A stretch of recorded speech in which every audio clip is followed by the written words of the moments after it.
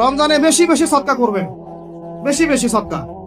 মানে সদাকার এমন ক্ষমতা আছে যে আপনার তাকদিরে মনে করেন একটা বিপদ লেখা আছে, মনে করেন তাকদিরে একটা বিপদ আছে, আপনি এখানে সদকা করছেন, সদকা করছেন, এই সদাকার ওসিলাতে আল্লাহ পাক আপনার এই বিপদটা দূর করে দিতে পারেন। একটা রোগ হয়েছে, বিপদে পড়ে গেছেন, এখন যদি গোপনে গোপনে সদকা করতে থাকেন এবং ওই ওসিলায় আল্লাহর কাছে দোয়া করেন যে আল্লাহ এই সদকার ওসিলায় আমার এই বিপদটা তুমি কাটাই দাও, আল্লাহ কাটাই দেবেন। সদকার এমন ক্ষমতা আছে, তবে এটা ঢাকঢোল পিটায় না, যত পারেন গোপনে গোপনে।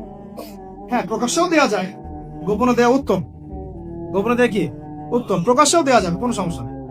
আমরা সদাকা দিব, বেশি বেশি চেষ্টা করবো আত্মীয়র হক দেওয়ার, আত্মীয়দেরকে দেওয়ার জন্য, প্রতিবেশী, আমাদের সমাজের ইয়েতিম, আমাদের সমাজের বিধবা, আমাদের সমাজের মিসকিন, ভালো ভালো জায়গায় সদকা করবেন।